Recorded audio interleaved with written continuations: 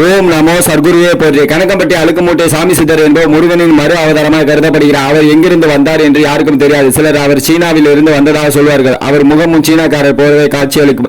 அவர் வாழும்போது பல அற்புதங்களை நிகழ்த்தியுள்ளார். பேச முடியாத ஒரு சிறுவனை வாய் பேச வைத்து அற்புதங்கள் நிகழ்த்தியுள்ளார்.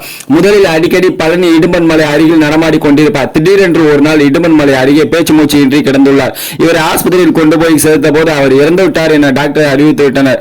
அன்று மாலையை உயிர் தெளிந்து திரும்பி வந்துவிட்டார். இவர் பக்தர்கள் எப்போதும் திட்டிதான் அருளாக சொல்வார். அது சூட்சமான வார்த்தையாக இருக்கும். நாம் நேரடியாக அர்த்தம் எடுத்துக் கொள்ள முடியாது. அவர் எப்போது தோளில் ஒரு அழுக்கு மூட்டையுடன் அழுவார். அதனால் தான் இவர் அழுக்கு மூட்டை சித்தர் என்று சொல்வார்கள். அதை யாரும் தொட விட மாட்டார். தற்போதைய நடிகரான நடிகர் சூர்யா, கார்த்தி இவர்கள் எல்லாம் அவர்கள் நடிகர் ஆவதற்கு முன்னாடியே இங்கு வந்திருக்கிறார்கள். அவர்கள் நண்பரோடு 5 பேராக வந்திருக்கிறார். கார்த்தியும் அவர்கள் நண்பர்களும் இங்கிருந்து கல்லை அங்கு எடுத்து போடு, அங்கிருந்து கல்லை இங்கே எடுத்து போடு என்று சொல்லியிருந்தார். பொதுவாக எல்லோருக்கும் அவர் இப்படி சொல்வது வழக்கம். அது அவர்களின் வாழ்க்கை கர்ம வினையை தீர்க்கும் சித்தரின் ஒரு காரியமாக நம்பப்படுகிறது. நடிகர் சூர்யாவை பார்த்து நீ போய் எல்லாருக்கும் சாப்பாடு வாங்கி வா என்று சொல்லியிருக்கிறார். இப்படி நடிகர் சூர்யா போய் எல்லாருக்கும் சாப்பாடு பார்சல் வாங்கிட்டு வந்து கொடுத்திருக்கிறார். இப்போது அந்த 5 பேரும் பெரிய நிலையில் உள்ளனர். இப்போதும் பல நடிகர்களும் இந்த ஜீவ சமாதிக்கு வந்து செல்கிறார்கள். சமீபத்தில் யோகி பாபு, மனோபாலா, பாக்யராஜ் அவர்கள் மனைவியுடன் வந்து சாமி தரிசனம் செய்துவிட்டு சென்றனர். நடிகர்கள் மட்டுமல்ல, காவல் அதிகாரிகள், அரசியல்வாதிகள், மிக உயர்ந்த பதவியில் உள்ளவர்கள் இங்கு நம்பிக்கையாக வந்து செல்கின்றனர். பொதுவாகவே இங்கு ஒரு நல்ல அதிர்வலை உணரலாம். இவர் புனர்பூச நட்சத்திரம் அன்று ஜீவ சமாதி. முதலில் கணக்கம்பட்டி பகுதியில் நீர் வசதி அவ்வளவா இல்லை. சித்தர் காட்டிய இடத்தில் தோன்றிய வற்றாத ஜீவ கிணறு இன்றும் உள்ளது.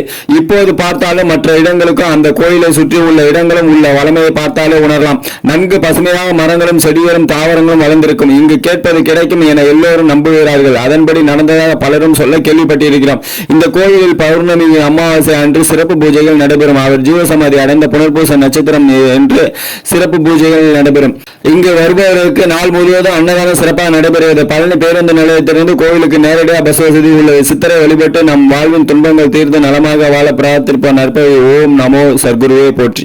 கனகம்பட்டி சித்தர் அல்லது அழுக்குமூட்டை சித்தர் பழனிக்கு அருகில் உள்ள கனகம்பட்டியில் வாழ்ந்த ஒரு சக்தி வாய்ந்த சித்தர் ஆவார். இவர் சாய்பாபாவின் மறு அவதாரமாக கருதப்படுகிறார். மற்றும் பக்தர்கள் இவரை கனகம்பட்டி மூட்டை சாமி என்று அழைக்கிறார்கள். இவர் வாழ்ந்த காலத்திலே பல அதிசயங்கள் நிகழ்த்தியுள்ளார்.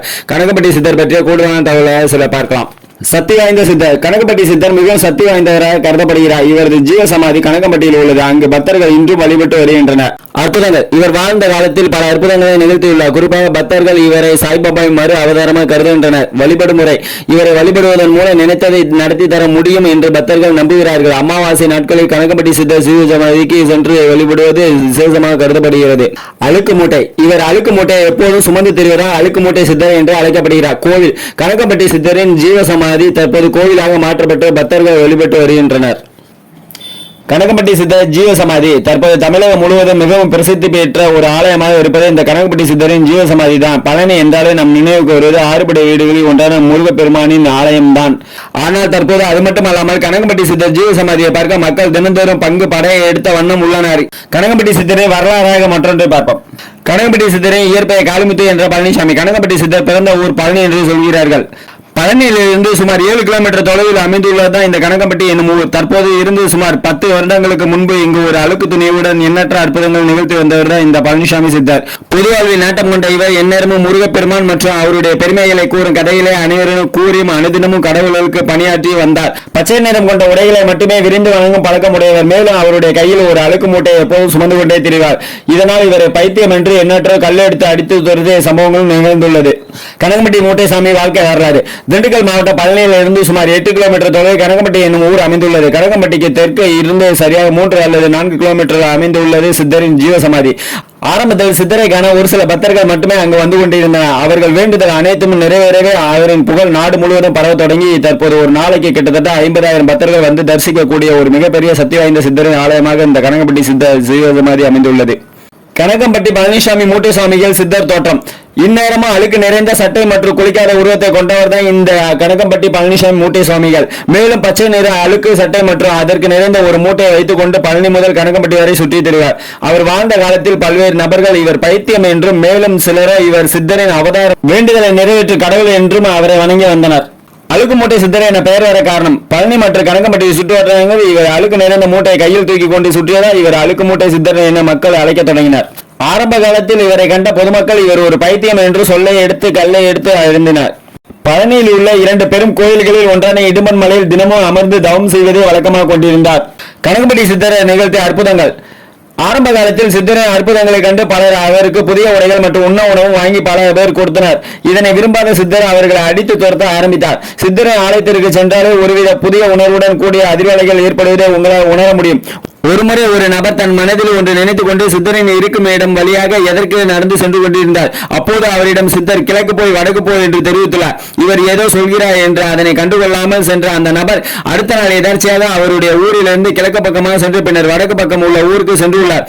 அப்போது அங்கு ஒரு இடம் வாங்கியுள்ளார். தற்போது அந்த இடத்தில் அவருடைய வாழ்க்கை மிகவும் செல்வ நிறைந்த வளர்ச்சி பெற்று செல்வதாக மாறியுள்ளது. பின்னர் சித்தரின் வார்த்தைகளை உணர்ந்த அவர் உடனே சித்தரை வந்து பார்த்துவிட்டு ஆசையும் பெற்று சென்றுள்ளார். ஒருமுறை வெளிநாட்டிலிருந்து இந்தியாவிற்கு வந்துள்ள ஒரு வெளிநாட்டு தம்பதியினர் கனகம்பட்டி சித்தரை அடைந்த பயன்தான் மிகவும் பிரபலமாக பேசப்பட்டு வரும் ஒரு விஷயமாகும்.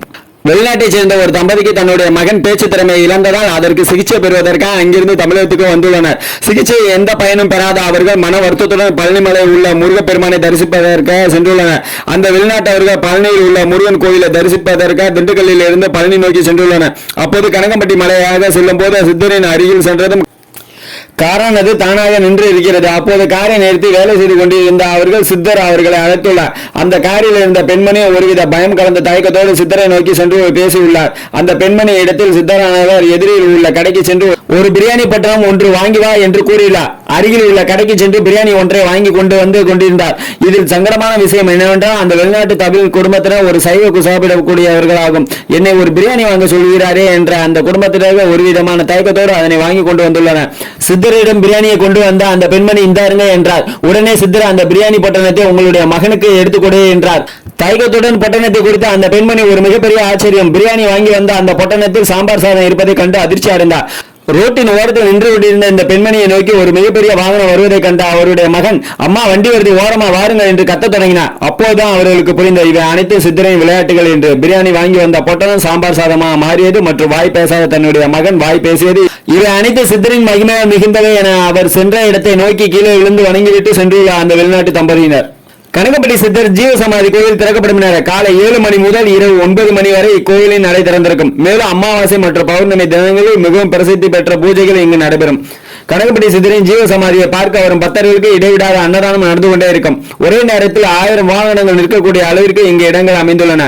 பழனியில் இருந்து கனகம்பட்டிக்கு 10 நிமிடத்திற்கு ஒரு முறை ஒரு அரசு பேருந்து எந்நேரமும் இயக்கப்பட்டுக் கொண்டே இருக்கிறது. ஓம் ஸ்ரீம் சர்க்குரு கனகம்பட்டி பழனிசாமி மூட்டை சாமிகளின் தீவிர பக்தனாக உங்கள் கோவிந்தராஜ் உங்களுக்காண்டி ஒரு பாடல். ஜெய் குருநாதா ஜெய் குருநாதா சர்க்குருநாதா சர்க்குருநாதா ஜெய் குருநாதா ஜெய் குருநாதா சர்க்குருநாதா சர்க்குருநாதா ஜெய் குருநாதா ஜெய் குருநாதா சர்க்குருநாதா சர்க்குருநாதா ஜெய் குருநாதா ஜெய் குருநாதா சர்க்குருநாதா சர்க்குருநாதா.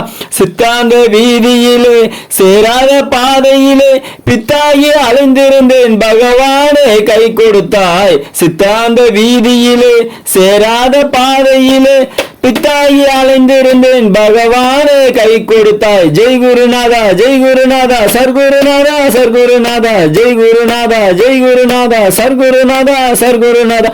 பொல்லாத வாழ்க்கையிலே பொய்யான போதையிலே அல்லாடி வாழ்ந்திருந்தேன் அருளாய் கண் கொடுத்தாய். பொல்லாத வாழ்க்கையிலே பொய்யான போதையிலே அல்லாடி வாழ்ந்திருந்தேன் அருளாய் கண் கொடுத்தாய். ஜெய் குருநாதா ஜெய் குருநாதா சர்க்குருநாதா சர்க்குருநாதா ஜெய் குருநாதா ஜெய் குருநாதா சர்க்குருநாதா சர்க்குருநாதா.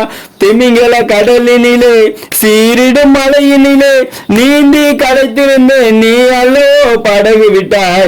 திமிங்கல கடலினிலே சீரிடும் மலையினிலே நீந்தி கடைத்திருந்தேன் நீ அல்லோ படகு விட்டாய். ஜெய் குருநாதா ஜெய் குருநாதா சர்க்குருநாதா சர்க்குருநாதா ஜெய் குருநாதா ஜெய் குருநாதா சர்க்குருநாதா சர்க்குருநாதா.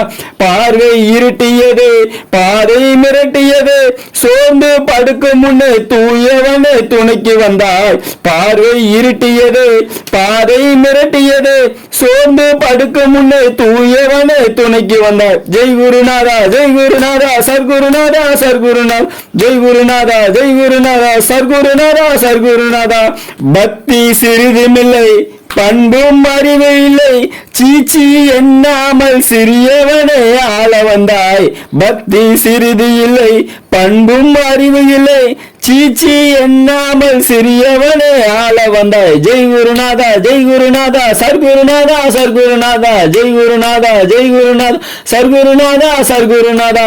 நாய்வால் போன்றவனே நேரே நிமிர்த்தி வைத்தாய். தீயில் கொடிய என்னை தேனாக மாற்றி வைத்தாய். நாய்வால் போன்றவனே நேரே நிமிர்த்தி வைத்தாய். தீயில் கொடிய என்னை தேனாக மாற்றி வைத்தாய். ஜெய் குருநாதா ஜெய் குருநாதா சர்க்குருநாதா சர்க்குருநாதா ஜெய் குருநாதா ஜெய் குருநாதா சர்க்குருநாதா சர்க்குருநாதா.